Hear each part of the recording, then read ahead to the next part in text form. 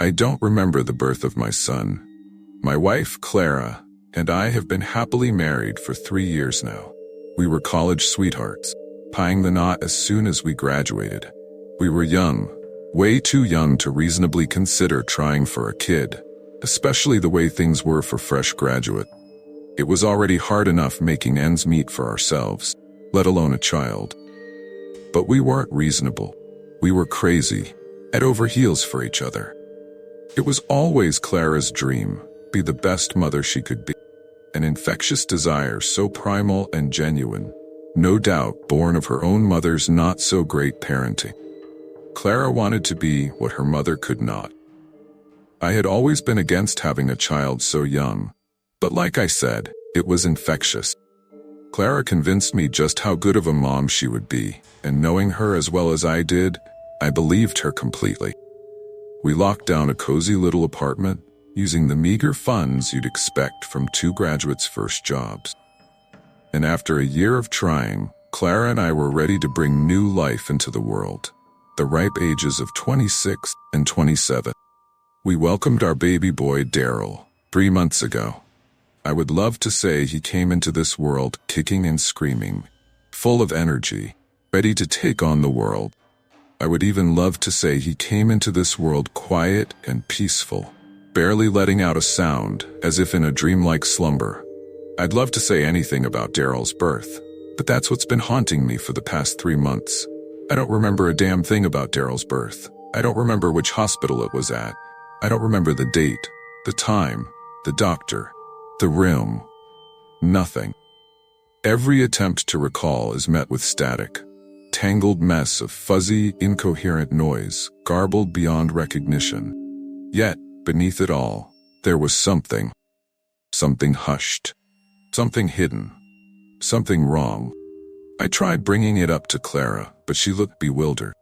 She said she remembered everything. St. Mercy Hospital, Monday, 8th of May, 7 p.m., Dr. Morgan, room 107. She said it matter-of-factly, almost betrayed by the fact that her husband, now the father of her child, couldn't even remember their own son's birth. Especially since, according to her, I was definitely there. Felt like a total asshole, yet that wrongness burrowed deep into my mind. It became a part of my psyche. As much as I hate to admit it, over the course of 3 months, it only grew worse, festering within me. I couldn't even find Daryl's birth certificate. I went back to St. Mercy Hospital, asking for Dr. Morgan, who delivered a Daryl Harrison in room 107 on the 8th of May, 7 p.m. No such record existed. No birth certificate was ever issued for any Daryl Harrison. And as little Daryl babbled and cooed, cradled in Clara's warm motherly embrace, I could only look at him and feel.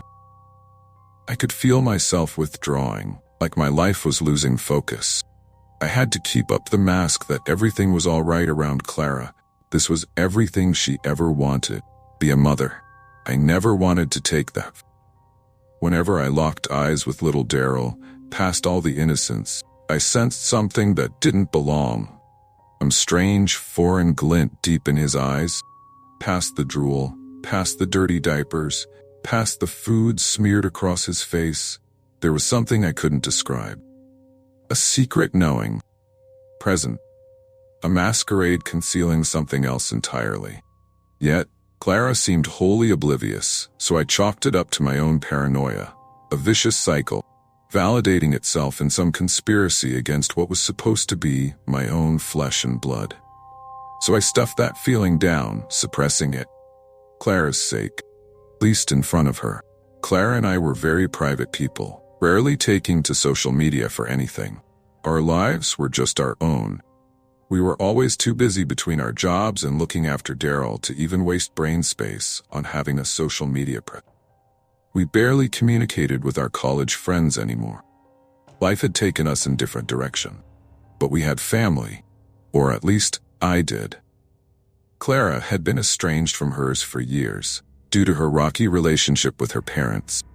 As an only child, any other relations were distant.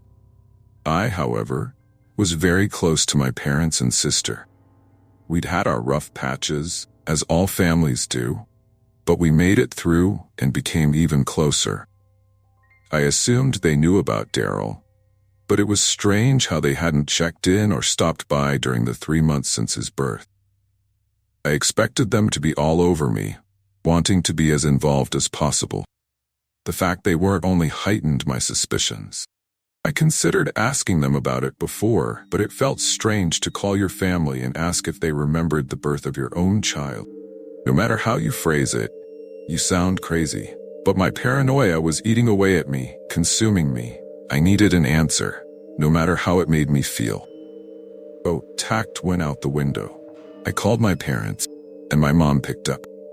Hey Mom, I was just wondering, do you remember Daryl's birth 3 months ago? The details are a bit fuzzy and... Danny dear, what do you mean? Daryl. Oh, how do I say this? She sounded torn, like she was holding back tears. I could imagine her hand covering her mouth to stifle sobs, her voice muffled and shaky. Daryl, that was the name you were going to give your child. Yes, Mom, but... Going to. Dear, you must have blocked it out. Have you and Clara seen anybody, a psychiatrist or something, since it happened? No, Mom, I don't remember anything. What happened to Daryl? He didn't make it, dear. What? Clara had a miscarriage. Died before he was born. In the womb, right before he was due. You were devastated. Clara, she was gone. Lost. Grief doesn't even come close to describing it. This was a year ago, dear. Silence. Silence for what was likely no more than 5 seconds, but it felt like an eternity. Daryl was never born. Then what the hell was in my house, having its diapers changed and being fed baby mush? Dear. Sorry, Mom, I gotta go. Love you. I rushed to Daryl's, whatever was pretending to be my unborn son's room. I twisted the handle and flung the door open. Clara. Clara stood, facing the cot, with it cradled in her arms, gently rocking it as she hummed a lullaby. Moonlight streamed in through the window, bathing the room in an ethereal, otherworldly glow. She slowly turned to face me, still gently humming as it lay dormant in her embrace. Her face, illuminated by the celestial glow of the moon, wore a content smile. Her beautiful teeth shone, equal parts brilliant and eerie in the moonlight. But her eyes, they were an abyssal void, devoid of white. The moonlight didn't reflect in them. Instead, it was absorbed completely. It was like she was entranced by it. And then it turned to face me. Its pale face writhed and contorted into shapes that vaguely resembled human features. Its eyes, black pearls just like Clara's, except within them I felt something profound. Ancient. A knowledge beyond the scope of human imagination. I locked eyes with it for a split second, and I felt as though I'd seen another reality, as though its eyes were portals into some other dimension. As its face continued to warp and distort, it began to resemble what I once knew as my baby boy. It babbled at me, stretching out its tiny hands toward me through the cloth it was swaddled in. Clara, through her resplendent smile, and with her abyssal eyes meeting mine, said, "Come, he wants his daddy." I retreated through the door, shutting it behind me. I slid down the door, pressing myself against it, as the lullaby continued behind me. That was a week ago. I never brought this up to Clara or anyone. She was so happy to be a mom. So I've kept up the facade of a happy family. Continue to keep it up. Whenever I look at it, a terrible feeling washes over me, a knowing that what I'm looking at is not of this world. That it has brainwashed my wife into truly believing it's her child. I don't know what it wants or what its desires are. All I know is that my wife deserves this happiness, even if we may be raising something truly beyond human comprehension.